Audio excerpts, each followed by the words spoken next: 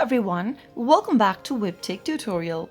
In today's video, I'm going to be showing you how to download and install AngelOne application on your Android phone. So let's dive into the video without wasting much of our time. First of all, open your Play Store application from your Android phone. Go to the search box and type in AngelOne and search. Once you come across this application, tap on the install button to begin downloading AngelOne Stocks mutual fund application for your Android phone. Wait until the application is downloaded and installed, which will only take a few minutes depending upon your internet speed. Soon after the app is completely installed, tap on the open button to launch open AngelOne on your Android phone. So that's how easily you download an AngelOne application for your Android phone.